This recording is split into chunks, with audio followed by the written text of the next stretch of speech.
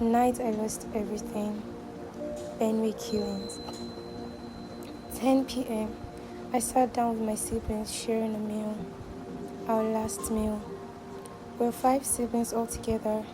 I'm the third born and have just 2 younger sisters and 2 elder brothers. I was closest to my sisters because I tried to be available for them as they were my immediate younger ones. What seemed like a very beautiful evening was about to turn into something unexplainable. Please come with me. After eating, we all went into the room and started getting ready for bed. My siblings all shared one room. But yet, something felt weird. Something wasn't just right. At exactly 10:35, while my sisters had finally fallen asleep, I heard a faint scream. It sounded loud but far, and there goes that pit feeling again. Soon later, Mom and Dad comes and hurries us to the sitting room. My sisters were sleeping on my legs. I looked at my parents and immediately I knew there was a huge problem. My elder brothers kept a stoic face that exuded bravery, but I knew I could sense fear. The screams were getting closer, and now my sisters were finally awake, cowering and shivering, looking around, not understanding what was happening. My dad finally decided to break the silence with the most heart-shattering suggestion. You all stay with your mom. I'll go out and check what is going on. What? You mean the outside where the screams are coming from? I wanted to speak up to strongly oppose, but looking at my sister, something had to be done. I watched my mom get up, hug and kiss him, notice a teardrop, but sees how quickly she hides it, then return to our midst, drawing us closer to her bosom. Watching my dad leave struck something in me. I just had to go out. I was the rebellious egg, as they call it.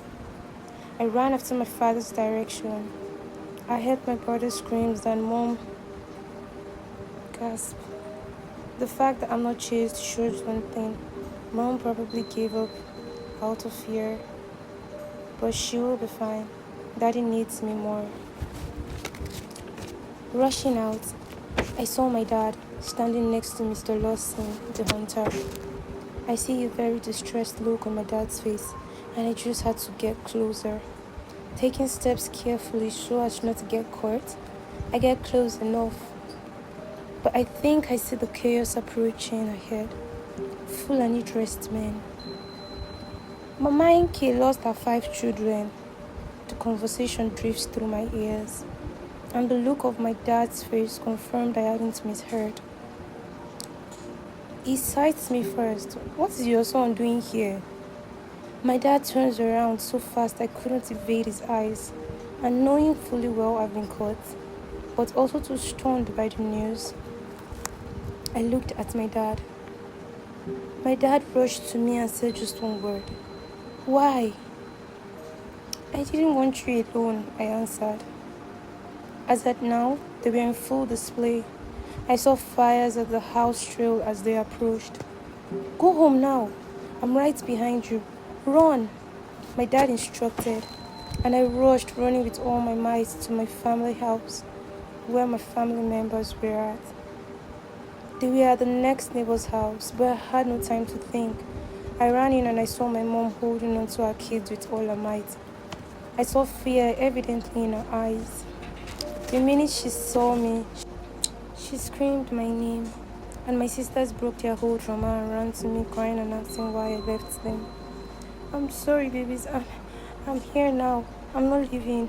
Just then, I hear them struggling to bolt the door open. My sisters grab me so tightly I can barely breathe. It's okay. It's okay, I whispered. It's fine, I assured them. Boom! We saw the fire. They set the door on fire. My sister screamed and my mom froze like she had no blood running through her veins.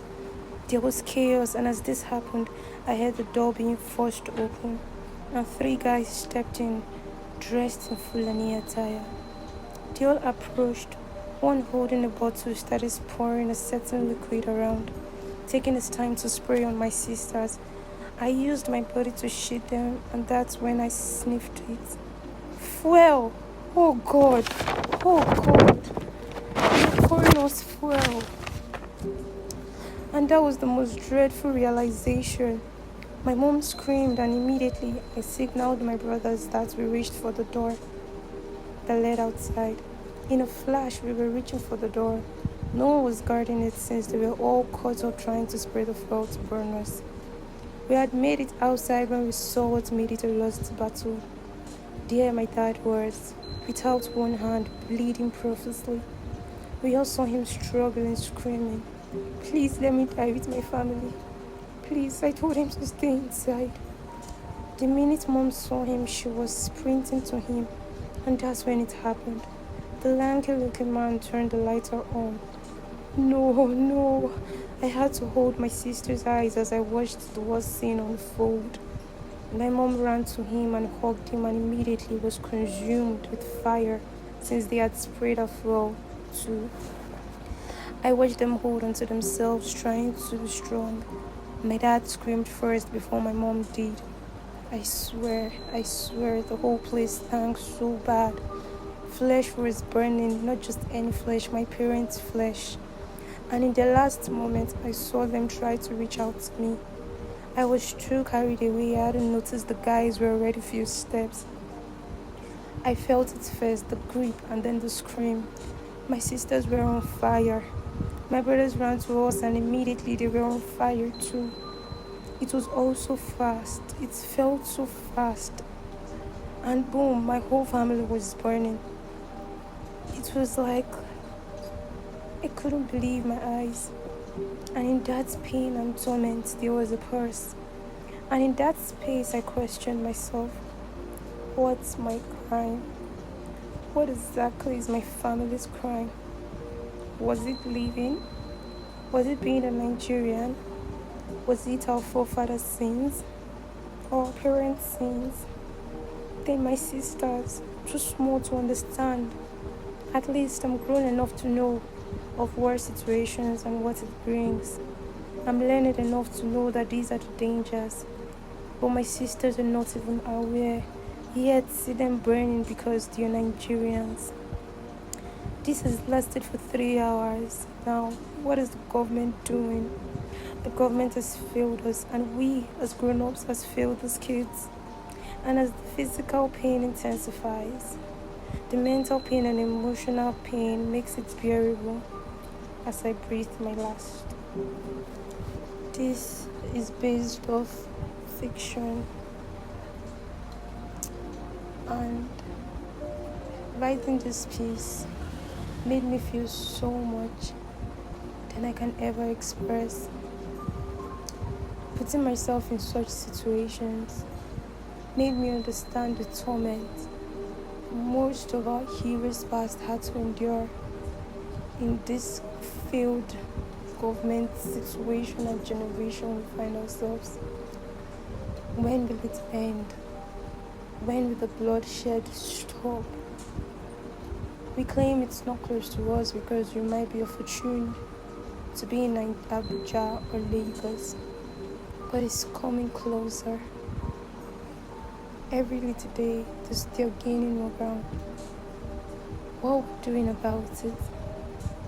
2027 election is by the corner. Are you actually going to revolt this government again, despite everything going on? These are the questions. This is our reality. I just pray and we are delivered. Because in this space and in this time, what can a normal, average Nigerian man do? What can a normal, average Nigerian man hope for? Is life now so much for a man to hope for? Food for thought.